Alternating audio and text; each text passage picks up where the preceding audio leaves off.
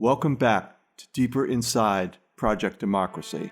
In our first episode, we asked the questions, who are we the people, and how do we the people participate in our democracy? These two questions are not only at the heart of this project, they are also at the heart of our most sacred political document. We the people of the United States, in order to form a more perfect union, establish justice.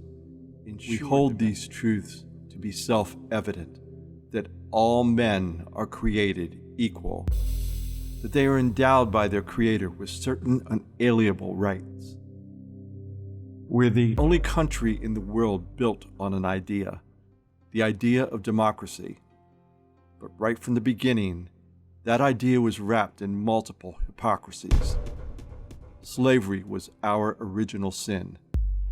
African Americans didn't have the right to vote until 1870. Women, not until 1920. And the Civil Rights Act didn't pass until 1964. British author and abolitionist Thomas Day wrote in 1776, "If there be an object truly ridiculous in nature, it is an American patriot signing resolution of independencies with the one hand, and with the other brandishing a whip over his affrighted slaves." Disenfranchisement comes in many forms. It is the revocation of suffrage, the right to vote, the right to be one of we the people. It says, no, you are not equal. It says, no, there is no justice. Now let's add another historic date here. 1981. This is the year of the last reported lynching in this country, less than 40 years ago. Michael Donald was a 19-year-old kid murdered and then hung on a tree by the KKK in Mobile, Alabama. Yes, disenfranchisement comes in many forms. Intimidation, poll taxes, terror, and sometimes death. And even if those deaths are not a direct result of attempted voter suppression, they result in an erosion of faith, an erosion of we the people. And tragically, more names and dates keep piling up.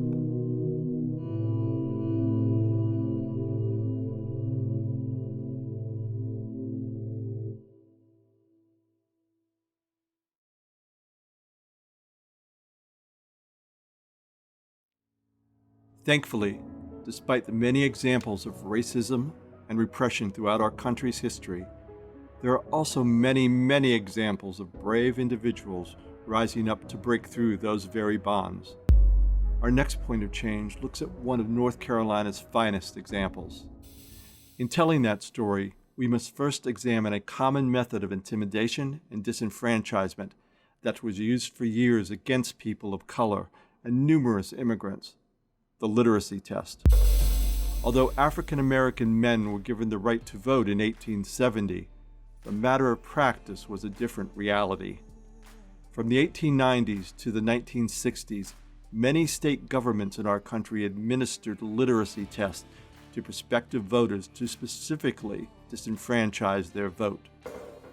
Literacy tests operated by virtue of a grandfather clause. A grandfather clause means that there is a rule that applies to everyone, except those who qualified to vote or whose ancestors qualified to vote prior to a specific date. The date chosen for the grandfather clause always dated back to just before the Civil War, when no black person, freed or enslaved, would have legally qualified to vote.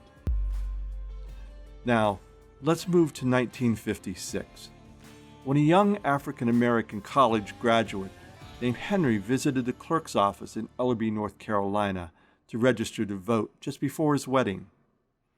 Although Henry had graduated with honors from A&T and had just been admitted to UNC Law School, he was denied his voter registration for failure to pass a literacy test. In that test, he was asked to name the signers of the Declaration of Independence. He refused. This young college student went on to become North Carolina Supreme Court Chief Justice Henry E. Frye. Justice Frye won election to the North Carolina General Assembly in 1968, the first African American to do so since 1899. After serving in the North Carolina House and the Senate, he was appointed to the North Carolina Supreme Court in 1983. Justice Frye was the first African American jurist to sit on the state's highest bench. In 1999, he became the court's first African American Chief Justice. Let's hear from Justice Frye with his wife Shirley, also a community leader. I didn't know I was going to have a problem with the literacy test until I got ready to take the exam. I knew that what you were supposed to do, you were supposed to be able to read and write any part of the Constitution of North Carolina, which I knew I could do, having graduated from A&T. Yes, and served really as an officer in the Air Force. But they had some questions on there about naming numbers, name this president or name this sign of the Declaration of Independence and that type thing. And I said, well, I don't have to answer those type questions. I really don't know the answers anyway. But to make a long story short, that was not good. But I was getting ready to go to law school the next week. So, and the guy knew it. That's the thing. He said, oh yeah, you're the one who's been admitted to go to law school at UNC. So that's an interesting thing. But also I had seen segregation, for example. I grew up in the South, and there was a lot of segregation and a lot of discrimination. I had very little direct contact in the sense of immediate actions because I grew up in the South. I knew what the situation was, and I didn't push myself into situations to be insulted. And then later on, of course, as I said, when I went to the legislature, I tried to make some changes. Yes, Justice Frye did make changes. After a long fight, he was instrumental in removing literacy tests from the state. He did the difficult work that was needed and necessary to move our state forward. I recently heard an eloquent statement from Dr. Janetta Cole, president of Bennett College from 2002 to 2007. She alluded back to the 1960s, but added exactly the words that are needed today. Keep the faith, but do the work. Do the work.